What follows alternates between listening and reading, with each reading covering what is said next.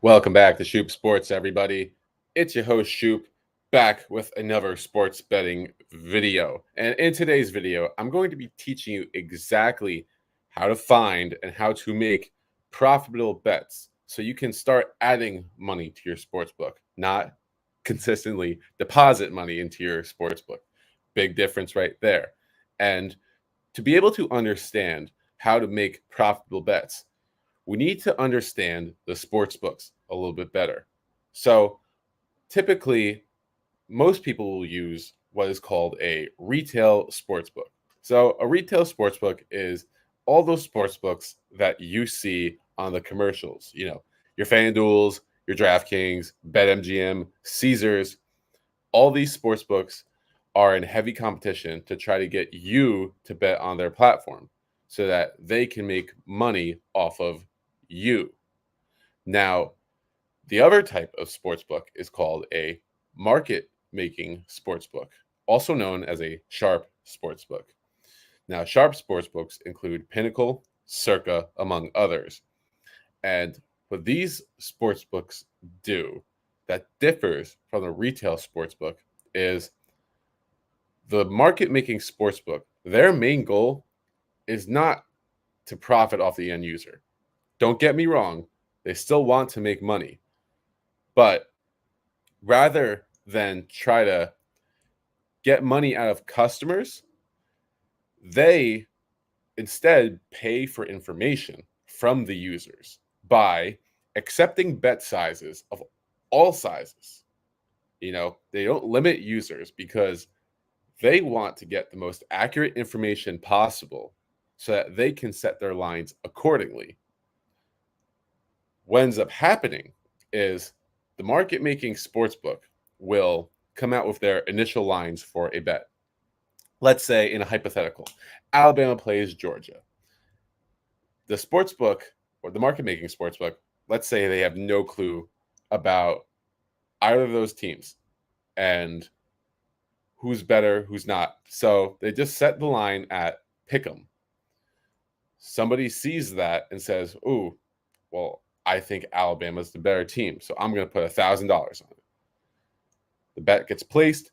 The market making sportsbook will then move the line up to Alabama -1 and people will keep betting on that side until the other side begins to look appealing. So for every bet, this process happens again and again, where the market making sportsbook will accept a few bets that are very much not in their favor to just figure out what the betting market's opinion is. By the time that the betting market has made an opinion in this market making sportsbook, that is when the retail sportsbook, aka your FanDuel, will upload their lines to their platform. And the lines that they use, well, those lines are direct copies of the market making sportsbook. So this way, the retail sportsbook knows that their lines are good, essentially. The retail sportsbook does not want to get themselves into trouble. They want to make sure their lines are sharp because they know that their users are not so sharp. But this is where we come in. You see, the market making sportsbooks, like the retail sportsbooks, are always changing their lines. And when sharp action comes in, the market making sportsbook will change its line. Now, what the retail sportsbook does, and this is a common myth among sports bettors, the retail sportsbook does not change their lines depending on volume per each side. So, like, you ever see a line and it says like 80% of the public money is on this side?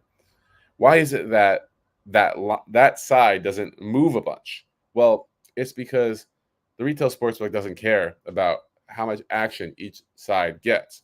They only care what the market making sportsbook says the line should be, and they move their lines based off of that, not what the user bets. Because even if 80% of the public bets on a side and that 80% wins, in the long run, because of the sportsbook's hold or the juice or the edge that the sportsbook has over the user, they will make money in the long run regardless.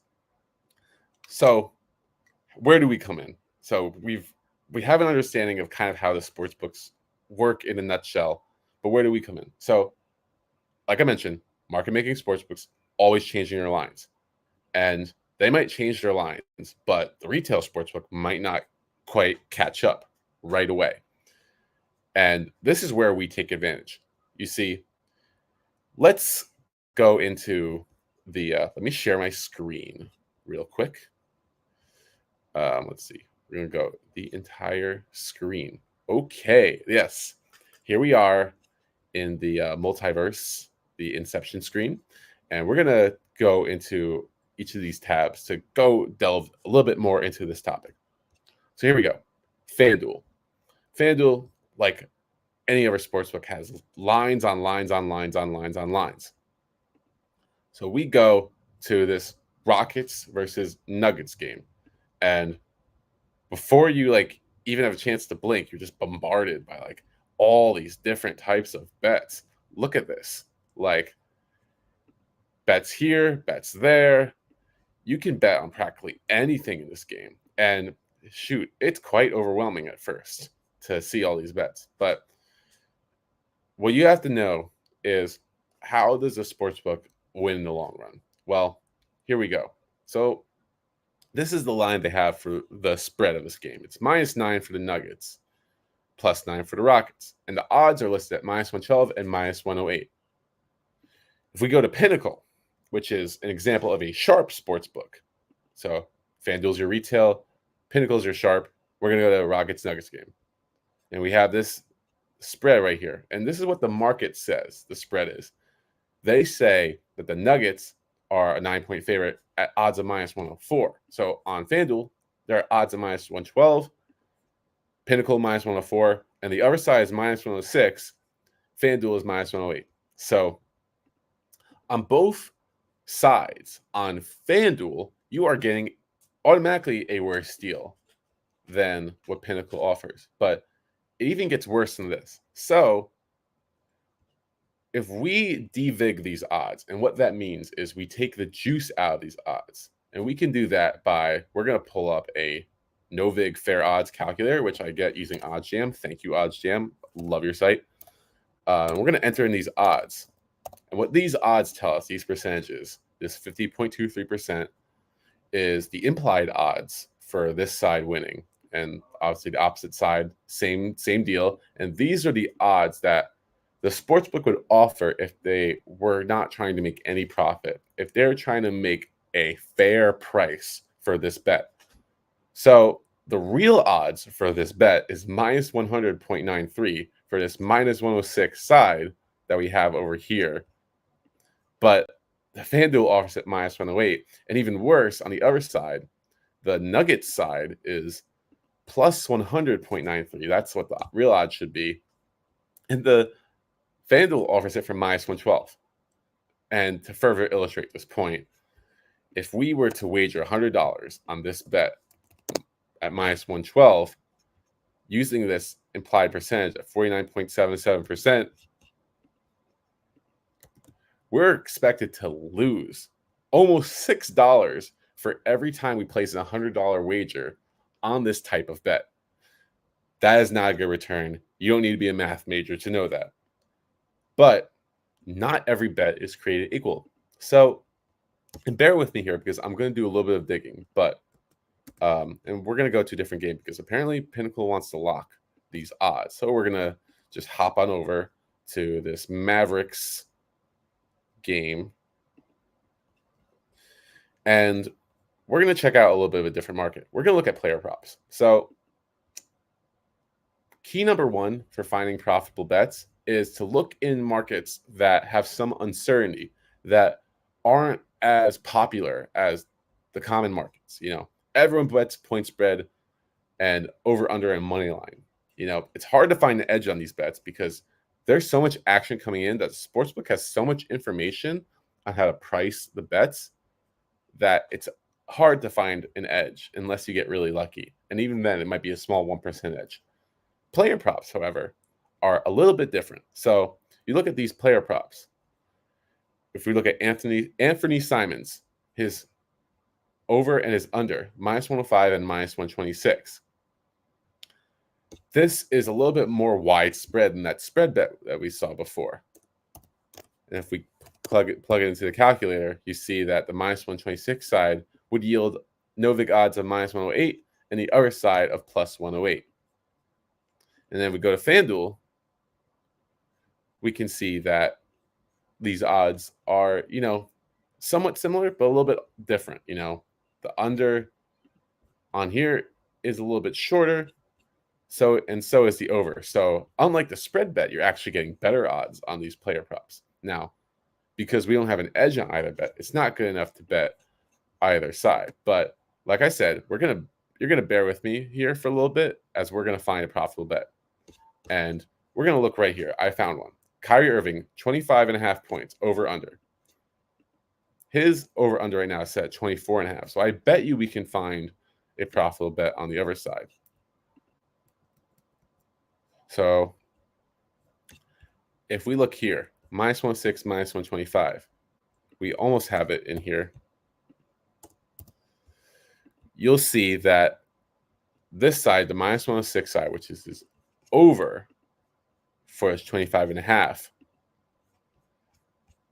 is listed at Noig odds of plus 107.97, but it's listed at plus 108 on FanDuel. And if we plug that into the expected odds calculator, where 108, and then we take the percentage, you see that we're expected to make a penny over time on this bet. Now, is this a bet I'm going to be placing? No. I'm looking for bets with at least $2 of edge. But this is a good example of a bet that is a profitable bet.